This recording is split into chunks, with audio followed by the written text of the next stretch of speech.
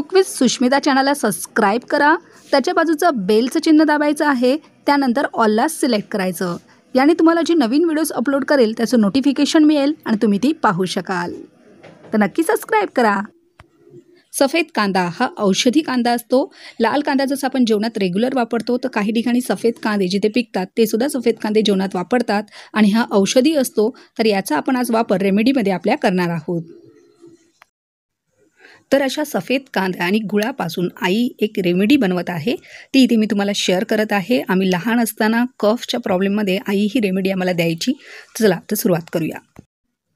सफेद कांदा आहे तो घ्यायचा आणि मधोमध त्याला होल पाडायचा आहे। आपल्याला चमच्याच्या साहाय्याने किंवा सुरीच्या साहाय्यानेही आपण हे करू शकतो।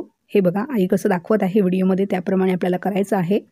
पूर्ण असं खालपर्यंत थोडंसं, म्हणजे एकदम आरपार नाही करायचा, खड्डा करून घ्यायचा आहे आपल्याला।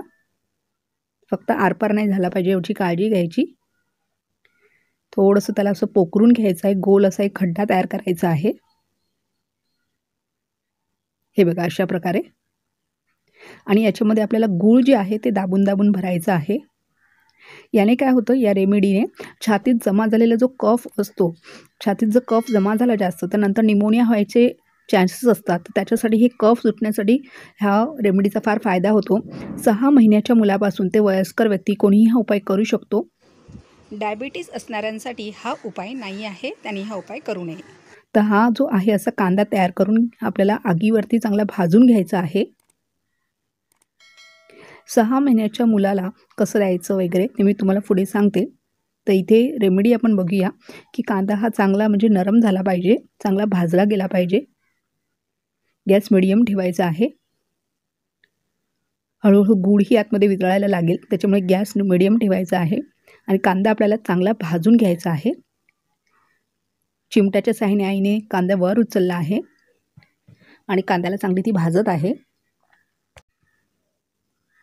तर हे आयुर्वेदिक उपाय असतात, या उपायांचा काहीही साईड इफेक्ट नसतो। फक्त 3-4 दिवस मला रेग्युलर हा उपाय करावा लागतो। तर व्यवस्थितपणे इथे कांदा आपल्याला भाजून घ्यायचा आहे।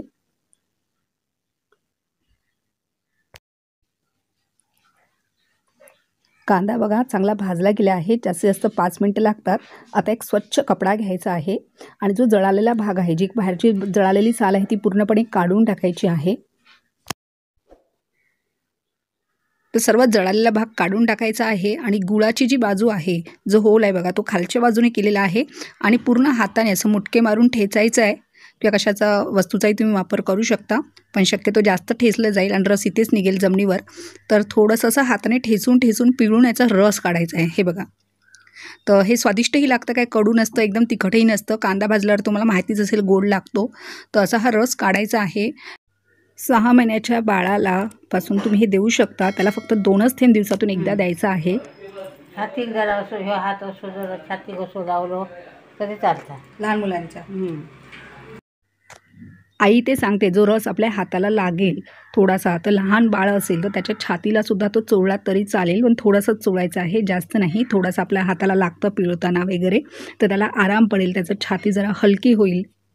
तर असा हा रस 6 महिन्यापासून ते वयस्कर व्यक्ती कोणीही घेऊ शकते, फक्त मधुमेह असलेल्या व्यक्तींनी घेऊ नये अशी माझी विनंती आहे। कारण याच्यामध्ये गूळ आहे तर त्यांना प्रॉब्लेम होऊ शकतो। त्याचा हा रस फार गुणकारी आहे, एक सफेद कांदा आणि गुळाचा। तसं थोडंसं ठेचून ठेचून ह्याचा हा रस काढायचा आहे। पावसाळ्यामध्ये ही कफ सर्दीचे प्रॉब्लेम जास्त होतात। गरमीमध्ये बऱ्याच लोकांनाही प्रॉब्लेम होतात, कारण मुलं कसं बाहेर खेळतात, घरात येऊन पाणी पितात उन्हामध्ये येऊन, तर सर्दीही पकडतेच। तर अशावेळी सफेद कांद्याचा वापर तुम्ही अवश्य करा। तर चांगला ठेचून ठेचून कांदा घ्यायचा आहे हाताने आणि असा रस काढायचा आहे। रस काढल्यानंतर आईने ही पोटली खोलली आहे आणि हा जळालेला कांदा ती बाजूला काढते आहे, बाहेरचं जळालेलं थोडंसं होतं। तर हा जो कांदा आहे उरलेला, तर ह्याही आपण खाऊ शकतो, मोठी लोकं, लहान मुलांना नका देऊ, छोट्या बाळांना।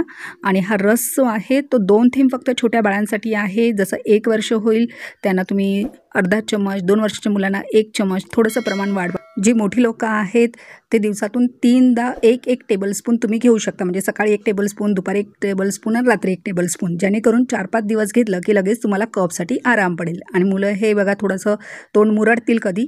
काही मुलांना आवडेल, काही मुलांना नाही आवडेल. तर नक्की याचा वापर करा. कमेंटला मला कळवा ही रेमेडी कशी वाटली. तुमच्या जास्तीत जास्त प्रियजनांना ही महत्त्वपूर्ण माहिती शेअर करा. चॅनलला सबस्क्राईब करा. भेटूया पुढच्या व्हिडिओमध्ये.